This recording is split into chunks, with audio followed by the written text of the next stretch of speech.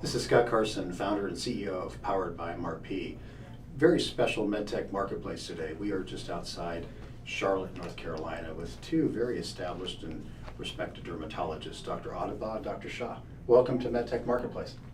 Thank you for having us on, and thank you for traveling all the way from Utah to come see us in little old Mooresville, North Carolina, and for supporting our practice in general. So happy to have this discussion today. Well, thank you for having me.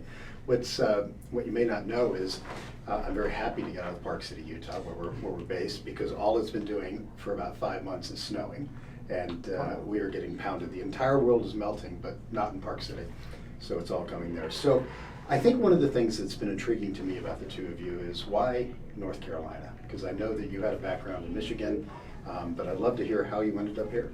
Yeah, so I'll start. So I'm a Michigan boy. I did medical school at Case Western in the Cleveland Clinic, moved around.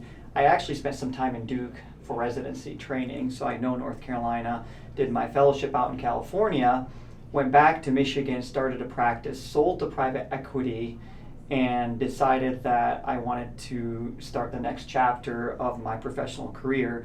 So I looked at the map and I looked at what markets I want to be in, and I specifically chose Charlotte, North Carolina, because it is a city of growth. It has a major airport. It's up and coming. There's a lot of opportunities. So I specifically sought out Charlotte, and I actually tried to join practices, but didn't find any practice that ran and operated the way I wanted. I actually kind of became unemployable after having my own practice for so long. I just couldn't see myself being employed, so I took that capital and started again. How did you guys get connected? So when I was a resident, I was looking for places to rotate, to hone my skills, and Mo specifically. And Dr. Dabagh trained at UCSF, and so I had an elective time where I was looking for places to rotate. I reached out to him privately, and he accepted me to come rotate at the practice. And so this isn't far from where I trained. So this is about 4 hours from where I trained. I also trained in North Carolina. So took the drive up here. We met for the first time. I rotated with him. No expectation that I was going to end up working here by any means. I actually had no plans of what I was going to do in the future from there. But then when I was getting close to graduating, I was scoping out my options. I was talking to different groups all across the country and had some really great offers, honestly. But I really thought that I had this vision after doing social media for several years. I had this vision of what I wanted a practice to be and what the quality of patient care that I wanted was. I saw that he was already doing this here, and so we chatted, and he's like, why don't you just come join me as a partner, and we can start to grow this Fora dermatology, which is what we're building here today. And yeah, like our visions aligned, our ethos aligned, our thought towards patient care aligned, and we decided that we were going to start that day and grow the practice to where it is today. And you're here for our sort of grand reopening, rebranding event. And again, I'm excited to be here. That's a great story. And you guys came together. You're now partners. And healthcare, and especially I think dermatology, is a regionalized local business. And you guys have some expectations for the region now that you're both here coming together, and then also given your reach globally with social. How do those things intersect, and where do you see that kind of moving on in the practice? Yeah, so I see this as taking what I started to the next level. So with Dr. Shah's platform, his platform is excellent because he's an educator. So a few of my staff showed me his videos before he even reached out to me. I didn't know who he was. He came, so I checked out his content, and he's an educator of the masses.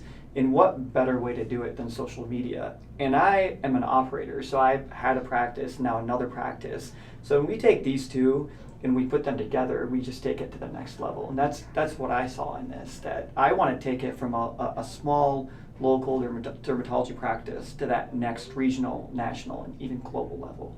So you guys have a plan to really provide exceptional care on a regionalized basis, really perfect it here, and then start to regionalize it and then nationalize it. Yeah, and take over the world. That's our plan. Stage one is Mooresville, and Yes. then we take over. Yes. But in order to take over the world, as we've learned from Austin Power, right? Austin Powers, yeah. If you're going to take over the world, we've learned from Austin Power you have to have lasers. So, Yes. so Yeah. it's interesting that you want to focus on taking over the world, because at MRP we're very much about creating change and taking over the world, and we recognize to empower, powered by MRP clinicians, you have to have lasers and $1 billion.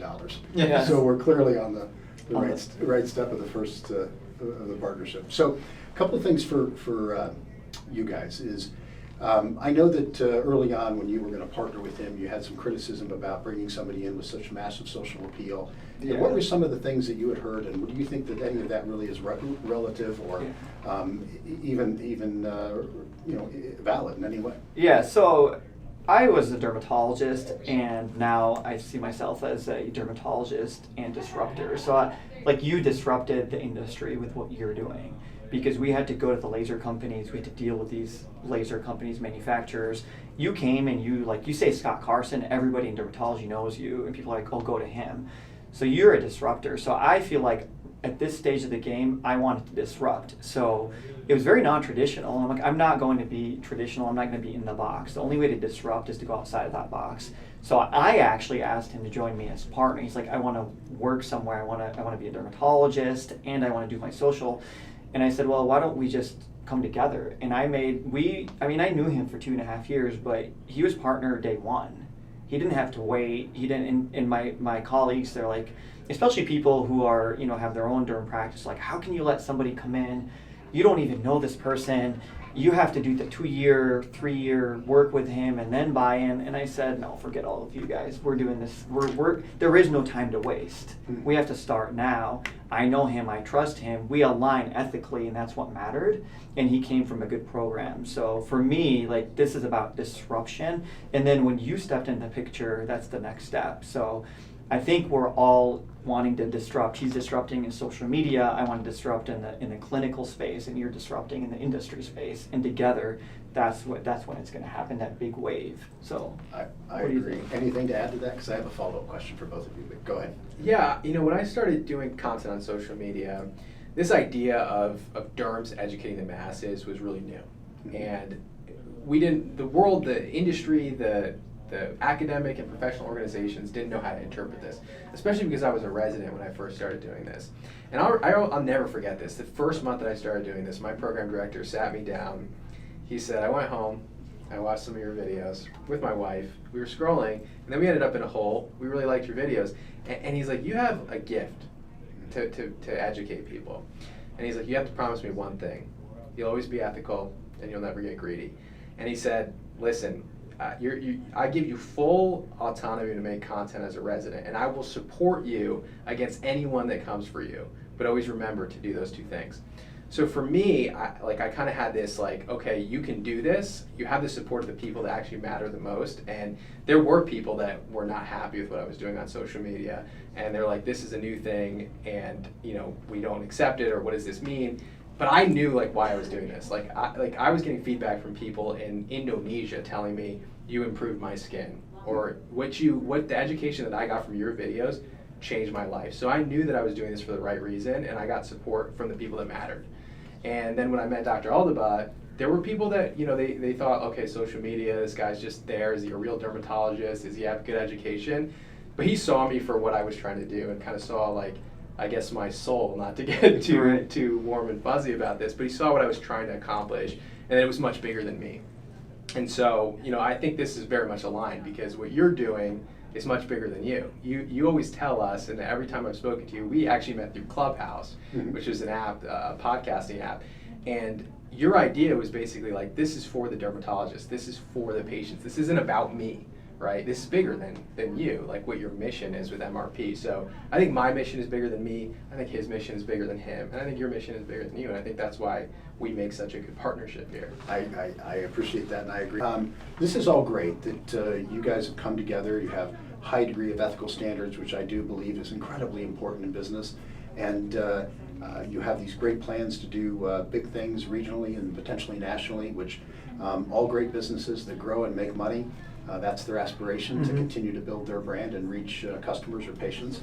But if I'm a patient or I'm a clinician and they're watching this, which we know will be downloaded tens of thousands of times over the next year or two, I want to know how this is going to affect me as a patient, Or if Sure. I'm a clinician, how does what they're doing going to benefit me? What should I take away from you guys as you're collaborating together? Sure. I mean, I can start, and then maybe if you want to add on to it, but our number one focus is the patient. So obviously we're a business and we're going to be transparent and we're there to make money. But the best way to make money is to actually serve the ones that you're supposed to serve, and that's the patient. So whenever a patient comes in, we'll never do any treatment the patient doesn't need or doesn't want. We will be ethical in everything that we do. We will serve the patient. Our staff knows that. We know that. And with that, we build that trust. And that's how the business is going to grow. So that's where you come in as well with, with your lasers. You were transparent. These other companies weren't transparent with us. So us as a consumer of your product, we see that. And we see the patients as the consumers of our clinical product, and they need to see that. They need to trust us. So I'm not going to lie to you and tell you I'm not for profit. I am for profit, but I'm only for ethical profit and for transparent profit. And I think that's the model that's going to succeed in the long run. So that's how I see it. And for the clinicians, I think we want to empower people. So I can do it. And there's always this imposter syndrome that, I can't do it, or he can do it and I can't. I think Dr. Shah is here to empower everybody, to tell them that you can do what I do. I'm here and say, I can do what I can do, and you can even do more than what I can do. And with him, we've partnered. We're on the same wavelength. There's no reason why you guys can't partner with another clinician or with an industry expert. So that's how I see myself empowering other clinicians. But the main focus, and we actually were talking to the staff today, we were pumping them up for this whole thing. And we said, it is about the patient. We are all a team, and it is about the patient. And that is our number one goal, quality care. Yeah, and I think that's what we're doing on the clinical level. From the education, it's sort of the same thing. What does it mean for the patients, and what does it mean for the other clinicians? Is that, by creating all this content that's super educational, we're creating a lot of transparency. This is what ingredients mean in your skincare. This is what to avoid. This is what's great. This is what's not great. This is what's worth it. This is what's not worth it. Mm-hmm. When it comes to procedures, this is what to expect.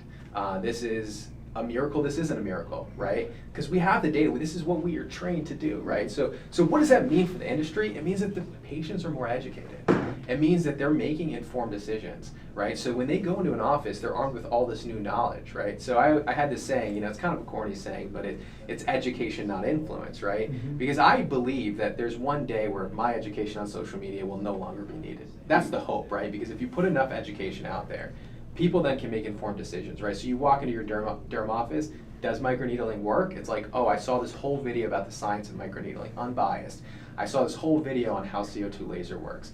I saw whether or not this vitamin C product is worth it or not, right? So it gives patients, consumers, a better understanding of what to really expect. I think that's what everyone is craving. That's why you see all these reviews on Amazon. That's why you see influencers becoming very popular. It's because people want another opinion from somebody that they trust. And so by putting that education out there, we're creating more transparency, more safety, and giving control back to the patient so that they can know what to look for and not be deceived. And so I think it's good for the derms. And for me, he's saying I'm empowering other derms. I want more derms to be making content. This is not, I always tell people, I speak at every conference about how I do this, everything that I did. I give my phone number to every derm, text me, ask me questions about content. What video, what camera are you using? What audio are you using? I have a whole sheet that I send to people. Because I want more people doing this. And then people's videos look exactly like mine. If you see someone's video who looks like mine, it's because I told them what to do. I'm not gatekeeping. I want more people to do this because there's not, if you think about this, the data shows that misinformation travels 6 times faster than good information, right? Which means that we need 6 times as much good content. Right. So I can't do that alone, right? Him and I can't do this alone. We need more people creating good content. And so I think this gives, I'm telling you, more people can do this. I've coached 4 or 5 other derms to grow massive followings on social media to educate the public, and I think it's a good thing. And I'll tell you what, he'll never take a brand deal with somebody he doesn't believe in. So he turns down people that he doesn't believe in because we'll talk about it and hey, yeah, these people came to me and I don't believe in this product. You just turn it down. So that's kind of that's what I like about him, is that he has values and he's got a goal, and then he doesn't veer, and that's it. You have a goal, so maybe you can tell us about your goal. Well, I can't let all of that both great answers go uncommented on, so I'm going to address them both. You and I are fundamentally aligned on this belief that two things matter in business. There's only really two ways to keep score. One is profit, and the second thing is brand, reputation. And if you can have a business that makes money but has a bad reputation, you can have a company that has a great reputation but doesn't make any money, and those two things are not sustainable. Those things must come together. And when you talk about that, if I'm a clinician, you have to focus on patients first, or in our case, customers first, but we even look past the customers to the patients, because really that's who we both serve. Right. So if you stay focused on that from a business perspective, that alignment of brand, reputation, and profit, there's a saying in business that it's not a problem if you can write a check, and it's an expense. And so if you think about it from that perspective, if you're making money, you can make the problem disappear. It's just an expense.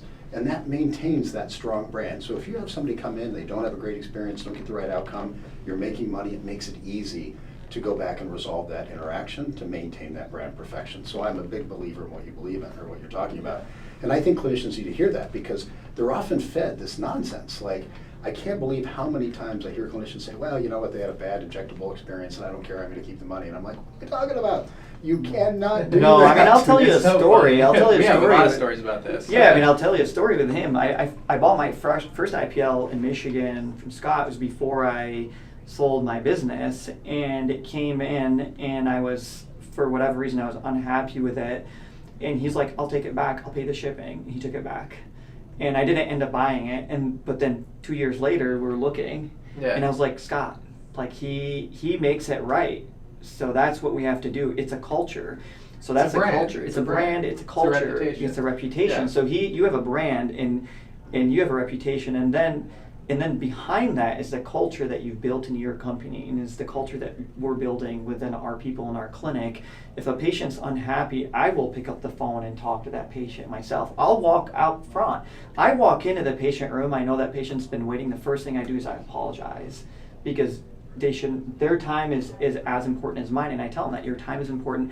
I'm incredibly sorry, and I explain to them why. Mm-hmm. I say, we're short-staffed today, or we forgot to check you in. You came, there's a glitch in the system, we forgot. I apologize, and I will make it right. And then the patient hears that, there's complete transparency, and they're like, Doc, and I joke around with them, I'm like, all right, I might fire somebody today because they forgot to check you in. They're like, no, Doc, don't do it. It's all right, it happens. But then like you disarm them, but it's transparent. You don't walk in, half the people will walk in and not even address it. Well, I'm the doctor, and this is like, I'm behind because I'm treating everybody else, and in medicine you have to wait. They should know. Nobody cares. And no. Yeah, but no. And no patients care when they hear that. They don't care. They don't care. They don't care. So we're going to that next level, and I feel like it's all about just being transparent. I mean, what do you think? Yeah, I think I can give direct patient experience from this. We had a patient, they were upset about something that had happened. It was outside of our control, but and that can be frustrating for a physician. You're trying to deliver high quality care. There's a lot of stresses in the healthcare system. Financial stresses, time commitment stresses, family stresses. There's so much that goes into it, and it's only getting worse, right? So of course physicians they're getting dumped on from all angles, right? Then you do your best, and a patient comes in and they're not happy, right? But then you have to understand it from the patient's perspective, right? I always think about the busy mom or the busy dad that has a job, and they have 4 kids, and they just made it to the appointment in time, and it was their last $30 to spend on a copay, right? So I always think about it from their angle too. So they're also struggling as well. We're all struggling together. And so for me, I had a patient come in, they were upset about something, and they were, this is ridiculous, I'm really upset. I picked up the phone and I said, hey, listen, I'm happy to refund the entire visit, no pay on your behalf, you're happy to see us again, we'll make it right. And she was so taken off guard that I picked up the phone myself as the practice owner, called her, and then offered to refund her money, that she was like, I don't want the refund. I just wanted to feel like I was, my time was recognized, and the thing that I was going through was recognized. And I'm like, then I actually, we have ops meetings every week, we have provider meetings every week, we talk to our staff monthly, and then we give that actual feedback to our staff, and we say, hey, listen, this thing went wrong. How can we make sure that it's right in the future, right? And so we actually make real changes in real time to really take into account that patient experience. And so, and I can count on my fingers the amount of times that a patient actually accepted a refund, because a lot of times they actually don't want the money. They just want to be heard, and acknowledge that something went wrong. I want to go back to this comment and this statement you were talking about in getting more clinicians to post more information. I want to share something with you guys I think you'll find interesting. So if you look at the kind of the dawn of any what's called a disruptive side-by-side marketplace or managed marketplace, and examples of that would be Uber or Airbnb, to some extent Amazon. And a marketplace is often discussed as like Angie's List. There's a buyer and a seller. A managed marketplace has some interaction there that's significant. That's more Uber. That's a managed marketplace. Something that's disruptive is when Airbnb, somebody has a condo, somebody needs it, but they never would have found anybody or one another if it wasn't for that managed marketplace putting together. So think about where we're at in content creation and dermatology. Think about that for a minute. This is like the first year of Airbnb. The first year. And people are looking at it going, God, that's really weird. That's unusual. Like, it doesn't make any sense. But there's people out there having success. If you look at Airbnb today, after 5+ million bookings worldwide, and there's whole industries exploding because of peer reviews and photographs and mapping and pricing and location and host reviews and all, good, better, best, and all of this stuff. And there's people now buying rentals, driving the real estate market. Because what was it? More content creation, more users, creating more adopters, and that exploded. So when you talk about, hey, we got to get more people, we have to get more information out there, that's called the democratization of trust. People think categories are created. Categories aren't created. Trust is democratized by spreading out that information. So you're exactly right. How you're going to impact more individuals, more patients, is creating more content and having more people, not just you, create that content. Yeah, I think it's basically like building this new ecosystem. You have a vision with your company, right? And at first it seems insane, right? And then it starts working one day, right? And then you look back and you say, like, why wasn't it like this all along, right? Because it's somebody that has to have a vision, right? That there's something missing, right? It was interesting because when I first started creating content, I'm on TikTok, and everyone's like, why are you a doctor, a licensed doctor on TikTok making content? Like, this is for little kids. Board certified dermatologist on TikTok. Yeah.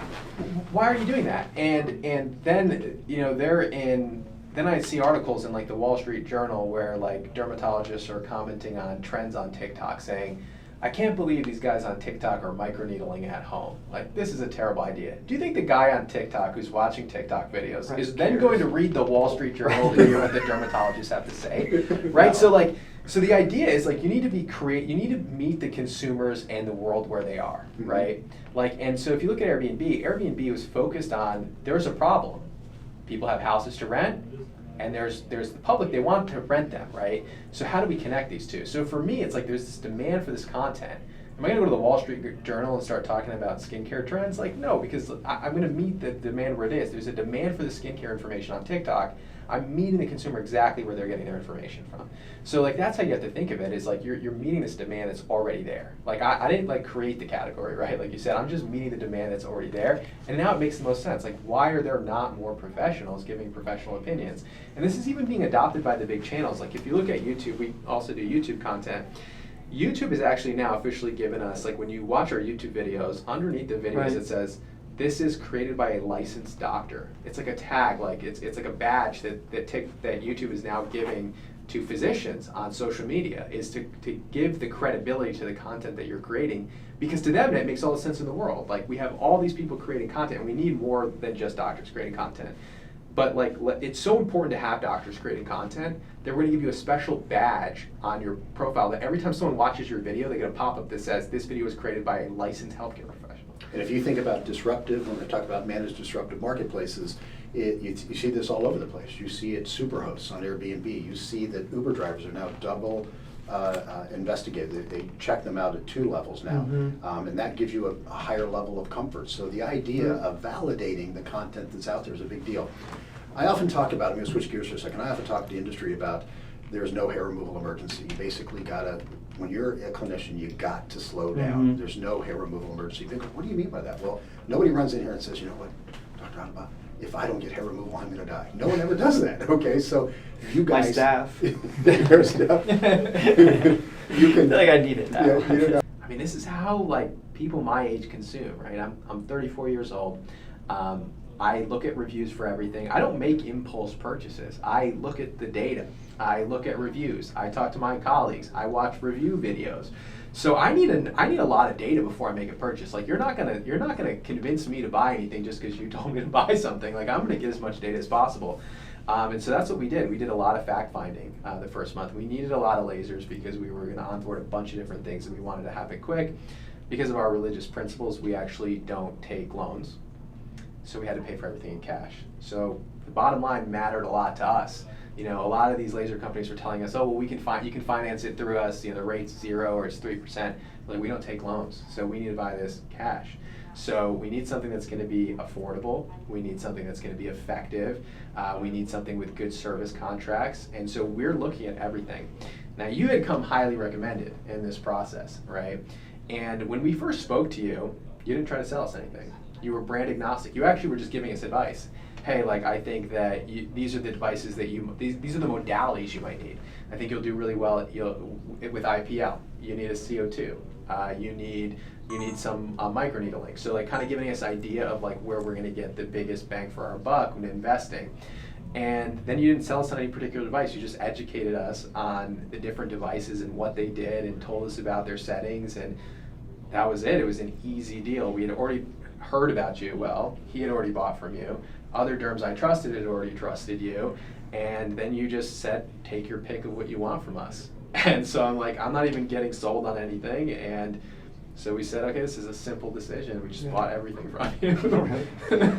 Yeah, we were in a rush like that. In some of them, to your point, we're trying to rush us. Do it before the end of the month, and we'll give you this. You get a presidential discount, an executive discount, and whatever fancy name discount you're gonna get. But then he's got every connection that you know, so he'll go and like ask somebody else, and it's the same discount everybody's getting. Or less. Or less. So it's like, hey, right. We're giving you the presidential discount, it's $150,000. I call my friend in New York, yeah, I paid $100 for that. Right. So it's just I'm like, well, it so doesn't feel murky. very presidential. You know? Yeah. It's just so murky, and the dishonesty. So we talked about transparency, and then we just found there was. And I'm not just going to single anyone out, but there's just in general lack of transparency. But you were like, here's my, here's the price. But we would ask you, like you would just educate, and then when we were ready, we would say, okay, this is our need. And you actually asked us, who do you see in your practice? Do you see like skin of color? Do you see people who want tattoo removal? Do you see this? And then you're like, okay, based on who you see, these are the devices that you need. And nobody has ever asked us that. Everybody's like, you need this, and you need that. And then if you're going to be really successful, you're going to need that. But they never asked, who do you see? So you ask the most important question is, what is your need? And I think that's what we want to tell people is look at your need, connect with Dr. Shah, myself, your colleagues, but always like don't be sold, don't sign anything before asking 3 or 4 different people, before getting 2 or 3 quotes from other vendors. And we're not saying just go with Scott. We're saying for sure, like go talk to Scott. Also talk to other people, and just don't buy that car before you like leave the lot, because the salesperson is going to want you to do that. So just take a deep breath, and you're going to be in a lot of debt then, and not move any, not have any profit if you're going to just buy everything anyone just tells you to buy. There are publicly traded companies in our space that have gross margins of upwards of 80%.